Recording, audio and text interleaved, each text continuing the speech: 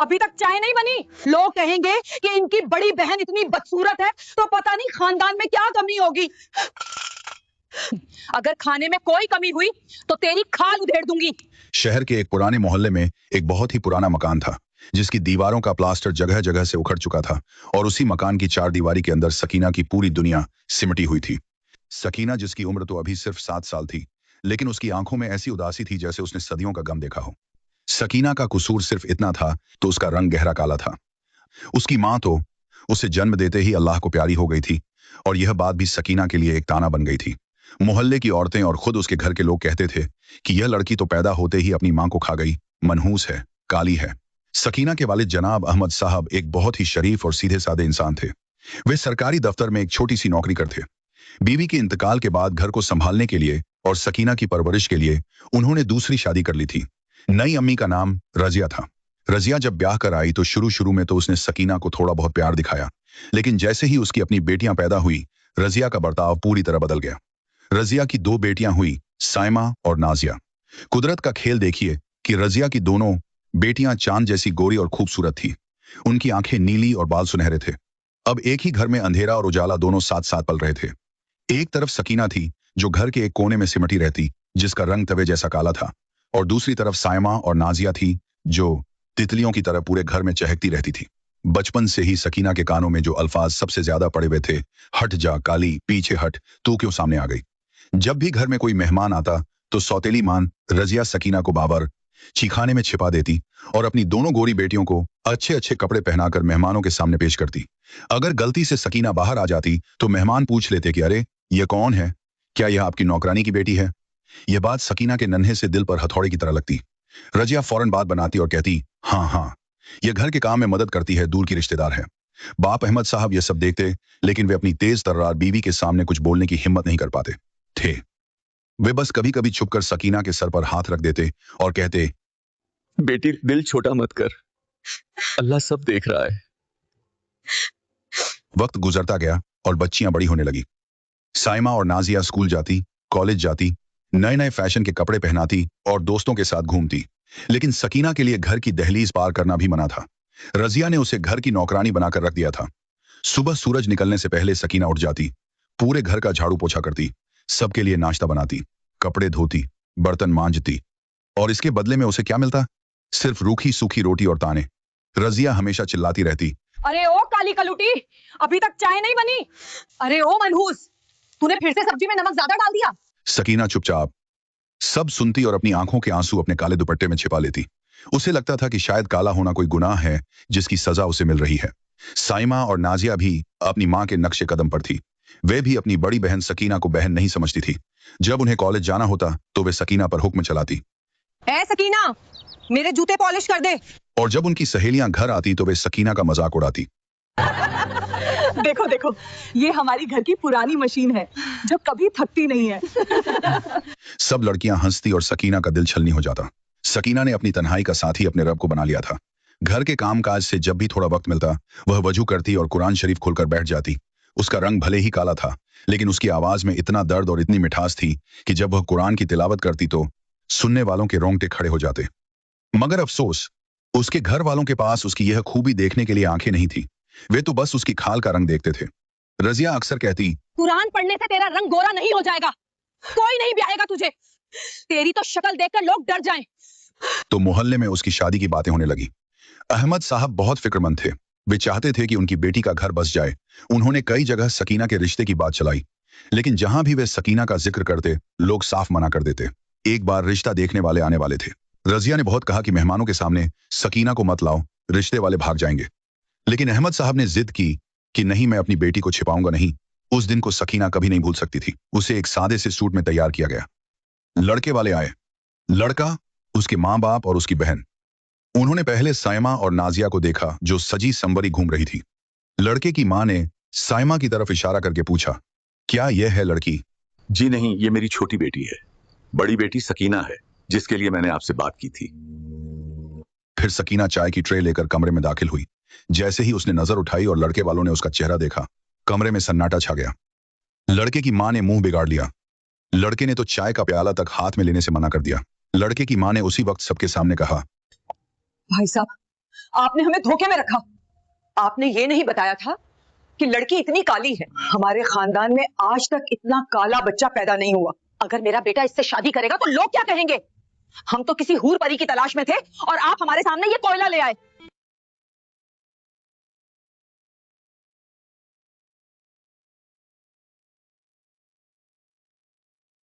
मेरी बेटी का रंग ही तो दबा है, लेकिन सीरत बहुत अच्छी है। अहमद साहब ने हाथ जोड़कर कहा, बहन जी, मेरी बेटी का रंग ही तो दबा है, लेकिन सीरत बहुत अच्छी है। लेकिन लड़के वालों पर कोई असर नहीं हुआ। अंकल, सीरत का हम क्या चार डालेंगे? इस लड़की के साथ तो मेरा भाई बाजार में निकलने में भी शर्म महसूस करेगा। और वे लोग बिना चाय पिए उठकर चले गए। जाते जाते वे सकीना की तरफ हिकारत भरी नजरों से देख गए, जैसे वह कोई इंसान नहीं बल्कि कोई गंदगी का ढेर हो। जाने के बाद रजिया ने जो तूफान खड़ा किया वह और भी भयानक था। देख लिया, कहा था मैंने कि इसे सामने मत लाओ। मेरी इज्जत मिट्टी में मिला दी। अब खुश है तू? तेरी वजह से मेरी दूसरी बेटियों के रिश्तों पर भी असर पड़ेगा। लोग कहेंगे कि इनकी बड़ी बहन इतनी बदसूरत है तो पता नहीं खानदान में क्या कमी होगी। जा दफा हो जा मेरी नजरों के सामने से। सकीना रोती हुई अपने कमरे में भागी और दरवाजा बंद कर लिया। उस रात उसने आईने में अपनी शक्ल देखी, उसने अपने गालों को खरोंचा, उसने अपनी आंखों को देखा और फूट फूट कर रोई। या अल्लाह, तूने मुझे ऐसा क्यों बनाया? क्या मेरे अंदर दिल नहीं है? क्या मुझे खुश होने का हक नहीं है? लोग मुझे इंसान क्यों नहीं समझते? वह पूरी रात जाए नमाज पर बैठी रहे। या मेरे मालिक, या तो मुझे उठा ले या मेरी तकदीर बदल दे। मुझे इस जिल्लत की जिंदगी से निजात दे। मेरा कोई नहीं है सिवाय तेरे। सब मुझे ठुकरा देते हैं, तू तो मुझे मत ठुकराना। उस रात सकीना ने एक अजीब सा सुकून महसूस किया। उसे लगा जैसे कोई कह रहा हो कि सब्र कर ए बंदी, तेरा इम्तिहान सख्त है लेकिन इनाम भी बहुत बड़ा होगा। दिन गुजरते गए। सयमा और नाजिया के लिए अच्छे अच्छे घरों से रिश्ते आने लगे। रजिया बहुत खुश थी। उसने तय कर लिया था कि वह अपनी बेटियों की शादी किसी अमीर घराने में करेगी। सकीना अब घर के किसी कोने में पड़ी रहती। अब तो अहमद साहब ने भी उम्मीद छोड़ दी थी। वे भी थक चुके थे लोगों की बातें सुन सुनकर। वे सोचने लगे थे कि शायद सकीना को पूरी जिंदगी इसी घर में बूढ़ा होना पड़ेगा। फिर एक दिन मोहल्ले में एक खबर आग की तरह फैल गई। पता चला कि शहर के सबसे बड़े सेठ, जिनका लंदन में बहुत बड़ा कारोबार है, उनका बेटा शादी के लिए वतन वापस आया है। उनका नाम हाजी सुलेमान था और उनके बेटे का नाम समीर था। लोग कहते थे कि समीर इतना खूबसूरत और अमीर है कि उसके लिए तो वजीर आला की बेटी भी लाइन में खड़ी हो जाए। हाजी सुलेमान का खानदान बहुत दीनदार और रईस था। वे लोग एक ऐसी लड़की की तलाश में थे जो घरेलू हो और दीनी हो। रजिया ने जब यह सुना तो उसके कान खड़े हो गए। उसने सोचा कि अगर मेरी बेटी साइमा या नाजिया की शादी समीर से हो जाए तो हमारी तो लॉटरी लग जाएगी, हम माला माल हो जाएंगे। उसने अहमद साहब के पीछे पड़कर किसी तरह बिचौलिए के जरिए अपना संदेशा हाजी सुलेमान के घर तक भिजवा दिया। उसे पूरा यकीन था कि उसकी बेटियों की खूबसूरती देखकर वे लोग इनकार नहीं कर पाएंगे। हैरानी की बात यह हुई कि हाजी सुलेमान की तरफ से जवाब आ गया कि वे लोग लड़की देखने आ रहे हैं। रजिया की खुशी का ठिकाना नहीं रहा। पूरे घर में जैसे ईद का जश्न शुरू हो गया। घर की पुताई करवाई गई, नए पर्दे लगाए गए। साइमा और नाजिया को ब्यूटी पार्लर भेजा गया ताकि वे और ज्यादा चमक सकें। तरह तरह के पकवान बनने की लिस्ट तैयार हुई, लेकिन इन सब तैयारियों का बोझ किस पर था? जाहिर है सकीना पर। खबरदार, जो तू उस दिन मेहमानों के सामने आई, तू बावर्ची खाने में रहेगी और वहीं से सारा खाना भिजवाएगी। और सुन, खाना ऐसा होना चाहिए कि मेहमान उंगलियां चाटे रह जाएं। अगर खाने में कोई कमी हुई तो तेरी खाल उधेड़ दूंगी। सकीना ने चुपचाप सर झुका लिया। उसके दिल में भी एक छोटी सी ख्वाहिश जागी कि कोई मुझे भी देखने आता। लेकिन उसने अपनी इस सोच को झटक दिया। उसके लिए तो बस तंदूर की आग और मसालों की महक ही मुकद्दर थी। वह दिन आ गया। हाजी सुलेमान, उनकी बीवी और उनका बेटा समीर 3 बड़ी बड़ी गाड़ियों के काफिले के साथ उनके मोहल्ले में दाखिल हुए।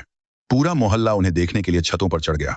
समीर, जो लंदन से पढ़कर आया था, उसने एक सादा सा कुर्ता पाजामा पहना था और चेहरे पर सुन्नत के मुताबिक छोटी सी दाढ़ी रखी हुई थी। वह इतना नूरानी लग रहा था कि देखने वालों की नजरें नहीं हट रही थी। वे लोग घर में दाखिल हुए। रजिया और अहमद साहब ने उनका शानदार स्वागत किया।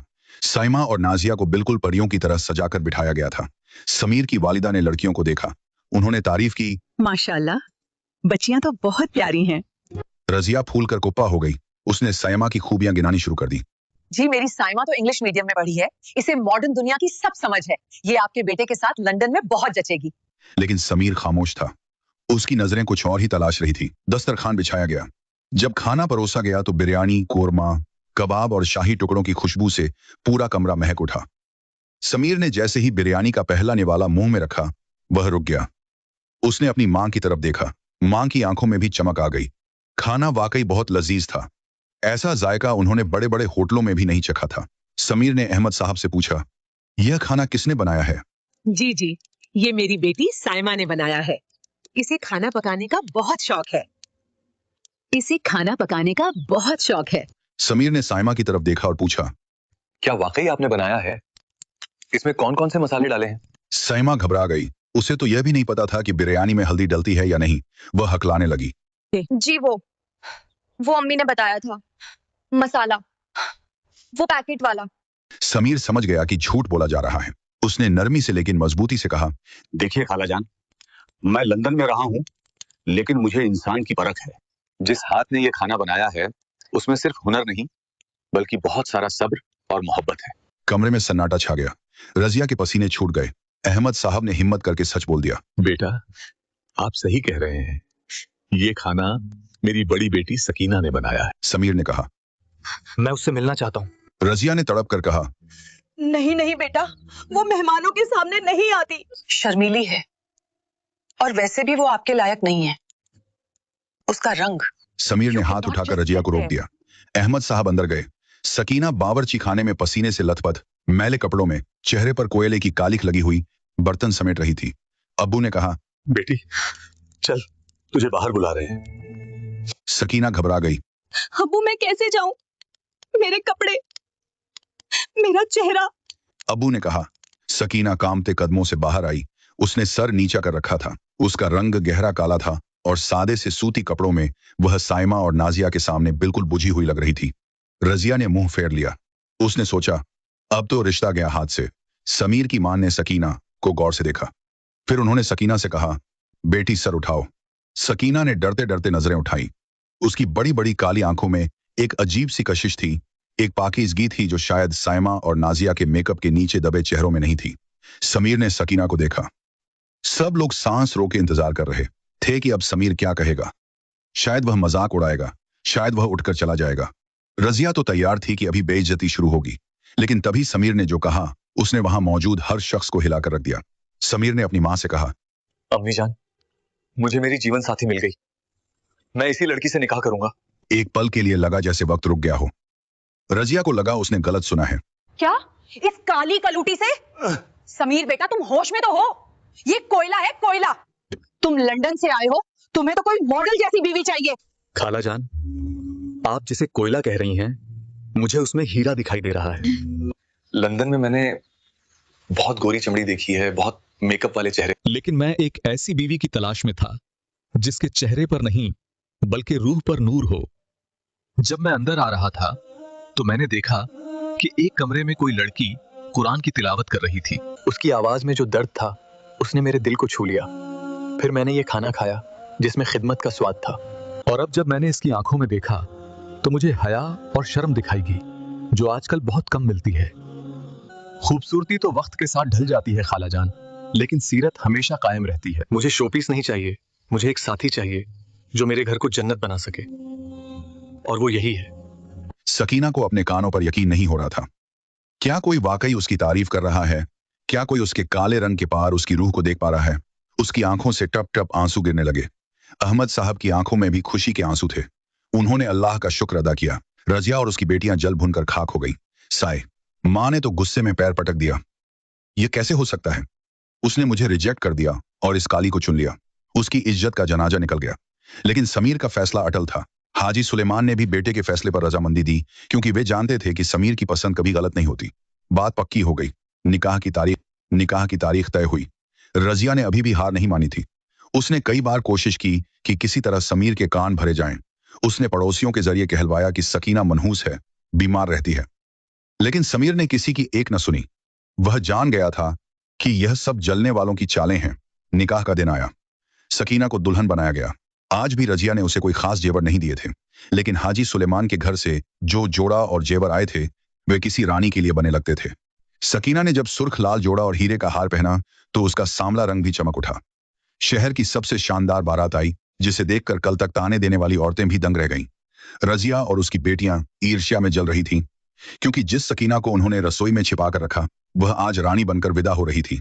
निकाह के बाद समीर ने सकीना को गले लगाकर वादा किया कि वह उसे दुनिया की हर इज्जत देगा।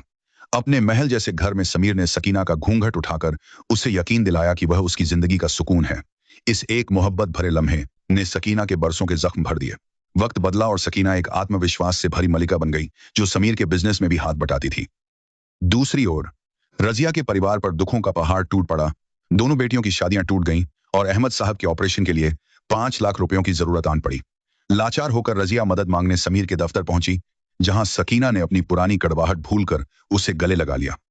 सकीना ने न केवल अपने वालिद का बेहतरीन इलाज कराया बल्कि अपनी सौतेली बहनों को भी दोबारा बसाया। उसने अपने नेक बर्ताव से साबित कर दिया कि रंग से ज्यादा दिल की खूबसूरती मायने रखती है।